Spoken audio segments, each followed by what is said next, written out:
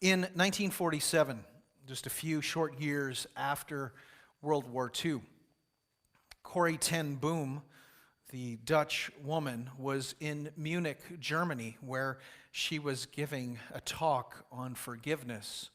And as she was there in Munich, she was telling the story of her own experience of forgiveness. She had been a prisoner in the Ravensbrück concentration camp, where the Nazis had taken her and her sister Betsy into custody. The reason that they had gone to this concentration camp was for the simple fact that their family had been hiding Jews against the order of the Nazis, protecting Jewish lives. And in so doing, when they were caught, she and her family were taken away to Ravensbrück.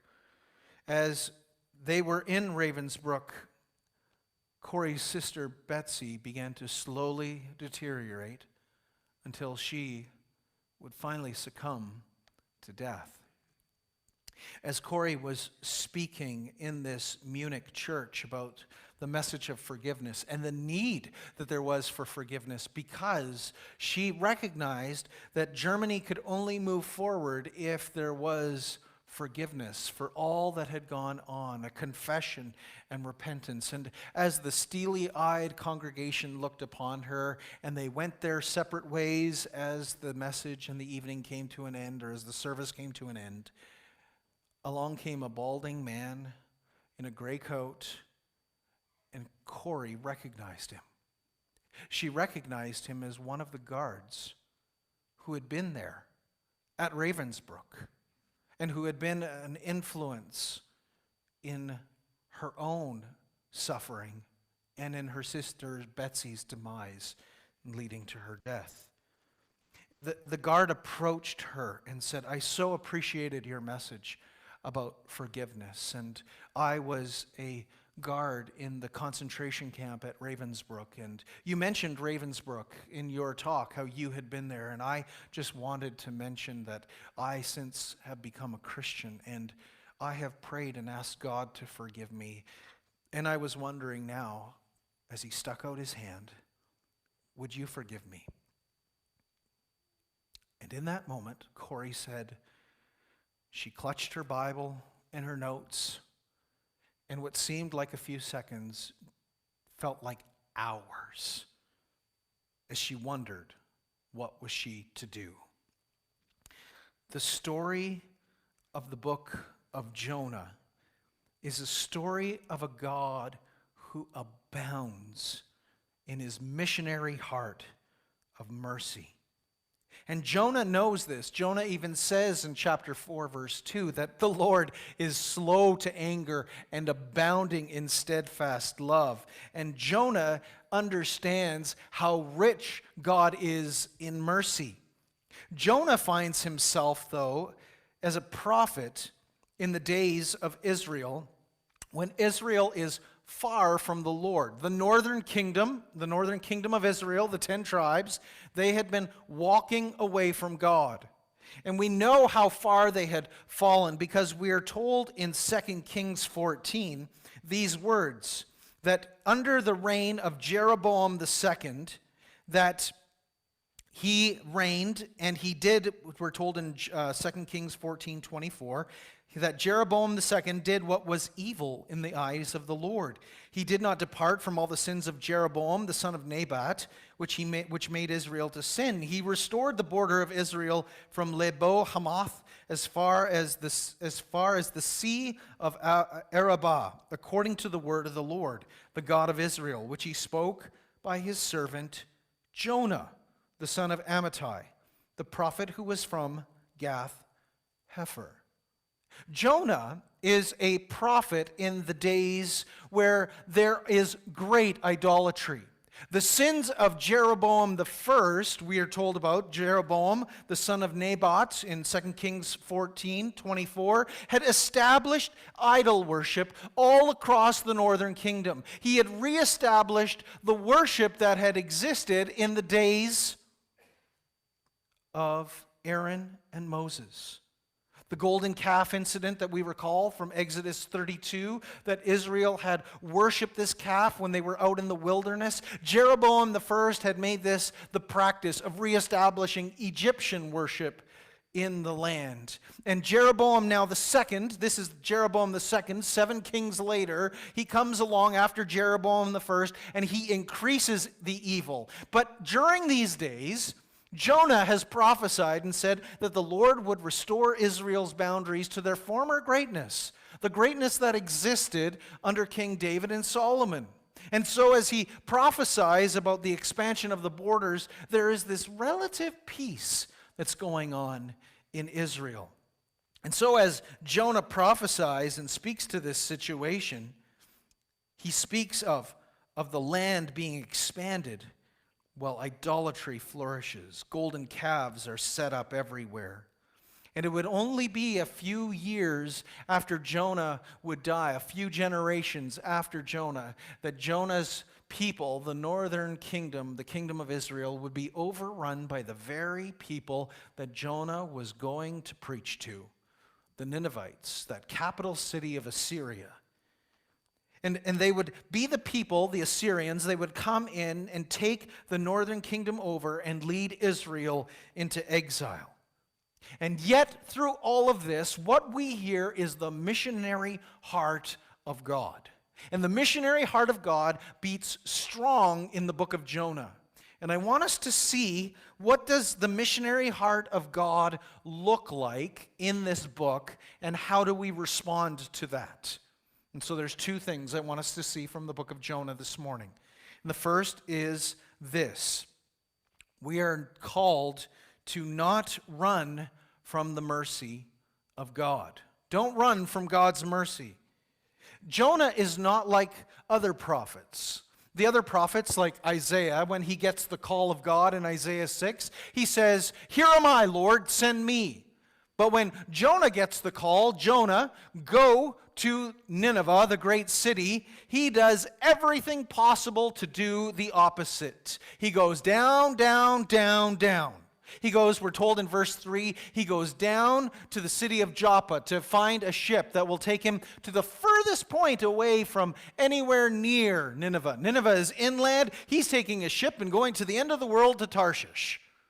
He goes down, we're told, to Joppa, and then in verse 5, we're told that he goes down into the ship. And as he goes down to the ship, he falls asleep there, and a storm comes along until there is no hope for the ship. And so they have to throw Jonah overboard. In Jonah 2:2, we're told that he went down into the depths of Sheol, the grave. It's his watery grave. He can run and run and run from the mercy of God, but this running away from God will only lead to death. But God is merciful. First, he's merciful to Jonah. He's merciful to Jonah in that we're told in verse 4 of chapter 1 that the Lord hurls a great wind. And while the Lord hurls this great wind upon the sea and it's shaking up the boat, the sailors, we're told, are hurling the cargo over the side. And as they hurl the cargo over the side, as the Lord hurls the wind, Jonah finally says, no, you've got to hurl me into the ocean. And that will be what causes the sea to calm. And when they do so, Jonah is sent down into the depths, and the Lord not only sends a wind, but he sends a ship, a big sea creature, a big fish, to swallow Jonah. And this is God's mercy, that he captures the reluctant prophet. I think it was Spurgeon who said that God is the hound of heaven. You cannot outrun the mercy of God. That God's mercy is relentless. He will pursue, he will chase, he will track you down. And this is the nature of God's mercy. That Jonah is running, and as much as it says in verse 3 that he's running from the presence of God, we think of Psalm 139 where David says, "Where can I go from your presence? If I make my bed even in the depths of Sheol, you are there." Jonah is trying, in a sense, to get away from the presence of God, But even greater than the presence, he is trying to get away from being the prophet of God. He doesn't want to be God's messenger. He doesn't want to go to Nineveh. But even in running from God and his mercy, God displays mercy to the pagan sailors. Do you see that in verses 14 through 16? As they start crying out to their gods, what we find is that when all else fails, that they begin to offer sacrifices to the Lord. Verse 14, verse 16 of chapter 1. They offer sacrifices to Yahweh, the God of Israel. And even in Jonah's reluctance to be a prophet who serves God and his purposes, God is still merciful and gracious to these sailors. And so as Jonah is tossed into the sea, he is swallowed up by a great fish. We are told in verse 17 where he spends 3 days and 3 nights. And there, chapter 2 records the prayers of Jonah. And those prayers result in him, after 3 days and 3 nights, chapter 2 verse 10 says, and the great fish, the Lord spoke to the fish, and it vomited Jonah out upon the dry land. Now that's not a pretty sight or a smell, is it? You've just been hurled out of a fish. And so we see that in the midst of all of this, you can't outrun from the mercy of God. That God's mercy is relentless. So don't outrun it. Don't try to outrun it. The second thing, though, that I want us to see is that what God is speaking in this entire book is that we ought to desire mercy and not judgment. This is Jonah chapter 3 and 4. Jonah goes then, the word of the Lord comes to him, chapter 3. It comes to him a second time, and he goes into the city, and he preaches this message. The Lord tells him, arise, chapter 3, verse 2, go to Nineveh, that great city, and call out against it the message that I tell you. So Jonah goes, and he goes in this 3 days, 3 nights of preaching, it seems like, as he goes into the city, announcing the coming destruction of Nineveh. And as he announces this, the people repent. They repent en masse. They're sackcloth and ashes, and they're mourning and they're grieving, and they turn from their evil, and they heed Jonah's message.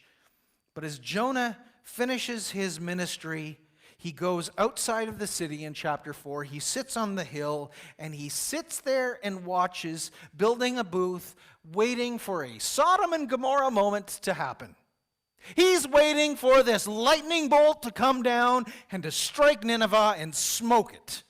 And so he sits on the hill, and he builds this shelter. And then the Lord provides a plant that grows up and gives him shade, but a worm comes along, bites the roots, it withers away, and Jonah is becoming faint. And twice we're told in chapter 4, he is angry. The Lord asks him, do you do well to be angry, Jonah? And Jonah is exceedingly angry. And why is he angry? Chapter 4, verse 2. The reason he is angry is for this reason. He prayed to the Lord and said, O Lord, is this not what I said when I was yet in my country?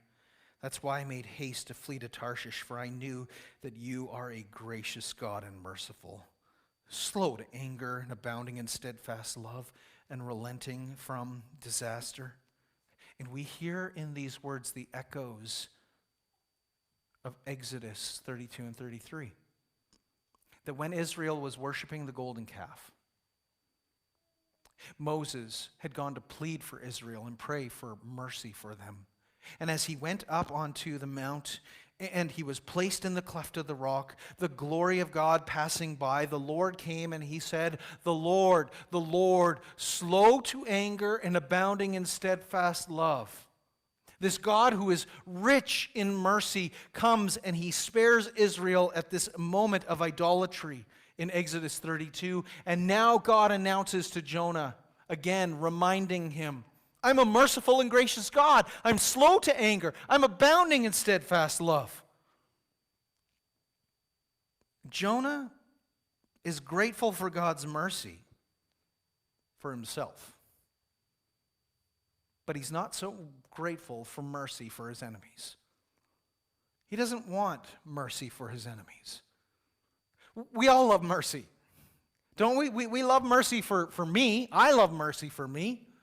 But the minute that mercy is going to be extended to someone who is my enemy, I'm not so happy about that. I want justice for my enemy. I want mercy for me. But we flip that around. I don't want justice for me. I don't want mercy for my enemy. I struggle with that. But yet mercy is the very heartbeat of God. Thomas Goodwin, the Puritan, he would say that the mercy of God is his natural work, but his judgment is his strange work. And what Goodwin meant by that is most simply that God is not first and foremost a God of judgment and of justice, though he is. He will execute justice and he will execute his judgment. But what flows most normally and naturally out of God's heart is mercy. He abounds in mercy. He's rich in mercy. This is what God is rich in. It's not rich in judgment. He's rich in mercy. And Jonah, the book, is not primarily about a big fish. It is primarily about a merciful God. But Jonah would rather die than see mercy. He would rather God smoke the city of Nineveh, this capital of Assyria, rather than see God be gracious and compassionate. And these stories of the Old Testament, as true as they are intended for us always to see something greater and bigger, which is that we would see the glory of Christ. The book of Jonah ends in chapter 4, verse 11, with the question of the Lord. And should not I pity Nineveh, that great city, in which there are more than 120,000 persons who do not know their right hand from their left, and also much cattle? I don't know who wrote the book of Jonah, but we certainly can surmise a couple things. First, the story that is recalled here, it certainly came from Jonah. We have too many details that have been passed on that it must have come from Jonah. The prayer in the belly of the fish, the details about his preaching and the sitting up on the hillside. It's certainly, if Jonah did not write it, he certainly passed on this information. And throughout this, we get a clear indication that Jonah knows his Bible really well. Jonah chapter 2, it's a prayer of Jonah, and he quotes every single time, every single verse in Jonah 2 is a quotation from the book of Psalms. He's quoting the Psalms, it's his prayer book, and he's reciting prayer after prayer after prayer as he's in the belly of the fish. But there's more than just the Psalms being in Jonah's mind. That Jonah knows his Bible so well. But Jonah is also a passionate lover of his own country. He loves Israel. He wants the best for Israel. And Israel might be full of idol worship, but he wants the best for Israel. While other prophets had gone and they had prophesied against the nations, as far as I'm aware, Jonah is the only prophet in the Old Testament who is called to go to the nations. Other prophets prophesy against the nations. Jonah is called to go to the nations. And Jonah knows that if Assyria is destroyed, it will mean that it's far better for Israel. Right? If your enemy, your national enemy, is wiped off the map, that would be far better for you as your country who is facing this growing superpower threat of Assyria. If they're destroyed, it means the betterment for you. But if Assyria repents and they turn, it means disaster for Israel. But Jonah also knows something else very well. It's something that we often fail to appreciate about what's happening in the book of Jonah. That throughout the Old Testament, the Song of Moses from Deuteronomy chapter 32 comes up several times. And I am convinced that Jonah knows Deuteronomy 32, verses 15 through 21. Moses, as he sings a song, as he prepares for his own death, and as he prepares Israel to go into the promised land, Moses said, "But Jeshurun grew fat and kicked, and you grew fat, stout and sleek." Now, Jeshurun is just another phrase for Israel, the people of God. They grew fat. Then they forsook the Lord who made him and scoffed at the rock of his salvation. They stirred him to jealousy. Israel stirred God to jealousy with strange gods. With abominations they provoked him to anger. They sacrificed to demons that were no gods, to gods that they had never known, to new gods that had come recently, whom your fathers had never dreaded. You were unmindful of the rock that bore you, and you forgot the God who gave you birth. This is Moses saying, listen, you were worshiping the golden calf in the wilderness, and you forsook other gods. You forsook the true God to worship other gods, And you were unmindful of him who saved you. And so what did God do? Verse 19 of Deuteronomy 32, the Lord saw it and spurned them because of the provocation of his sons and daughters. And he said, I will hide my face from them. I will see what their end will be, for they are a perverse generation, children in whom there is no faithfulness. They have made me jealous with what is no God. They have provoked me to anger with their idols, so I will make them jealous with those who are no people. I will provoke them to anger with a foolish nation. In other words, what God is saying through Moses is that if Israel continues to worship in idolatry, then he will show mercy to people who are not a people. He will show mercy to the nations. And by showing mercy to the nations, if Israel is going to make the Lord jealous, then the Lord is going to make Israel jealous for his mercy. If Israel is going to act like the Gentiles, if Israel is going to pursue foreign gods, then God will be merciful to the Gentiles so that Israel might be provoked for the mercy of God. Now, Israel will see Assyria grow in power. This superpower will continue to rise.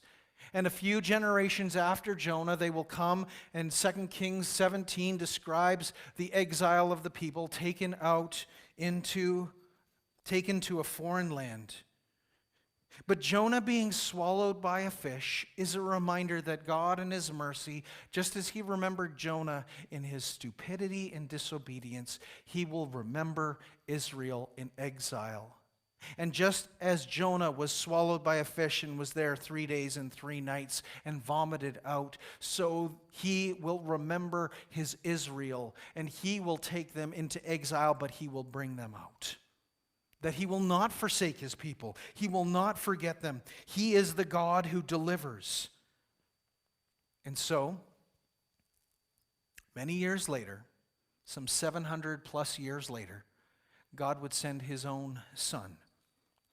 His own son who would come into the world, and there would be the people of Israel, the Pharisees, who would demand of Jesus that he show them a sign. And in Matthew 12, Jesus says to the Pharisees in Matthew 12:39, there won't be any sign that will given to this evil and adulterous generation. In other words, a people who are not worshiping the Lord truly. Sounds like a lot like the days of Jonah. For just as in the days of Jonah, they were evil and sinful, the only sign that will be given is the sign of Jonah. Just as Jonah was in the belly of the fish 3 days and 3 nights, so the Son of Man will be in the belly of the grave for 3 days and 3 nights. In other words, what Jesus is saying is that there will be no sign except the sign of my death and my resurrection. And as I die and I rise again, I will show you my mercy. In Luke 11, Verses 29 and following, Jesus says that the sign of Jonah there is the sign of his preaching. Jonah preached to the city of Nineveh, and just as Nineveh repented, so the Son of Man comes. And if Israel will not listen, then the provocation of God will be to make Israel jealous, which is exactly what Paul says in Romans chapter 11. That just as Israel was unbelieving and hard and turned away, Paul asks this in Romans 11:11. So I ask, did Israel stumble in order that they might fall? By no means. Rather, through their trespass, salvation has come to the Gentiles, so as to make Israel jealous. Now, if their trespass means riches for the world, and if their failure means riches for the Gentiles, how much more will their full inclusion mean? And this is the very good news of the gospel of God's missionary heart, is that if you spurn his mercy, he will make you jealous for his mercy by going to another people. Where Jonah was the reluctant prophet, Jesus was the willing son. Where Jonah complained about the mercy of God, Jesus was meek and mild. Where Jonah wanted the judgment of God, Jesus bore the judgment of God. So that the Apostle James, he can write in James 2, verse 13 and say, mercy triumphs over judgment. When Corrie ten Boom stood in front of this guard who had been at Ravensbrück and who had been part of her sister's death, as he extended his hand asking for forgiveness of Corrie, she clutched her Bible, she says, and her notes.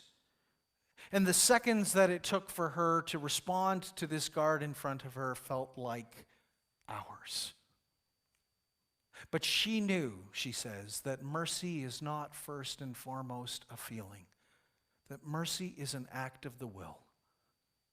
And in the way that God had been merciful to her, she knew that the only right response was to extend and receive his hand as an extension of mercy.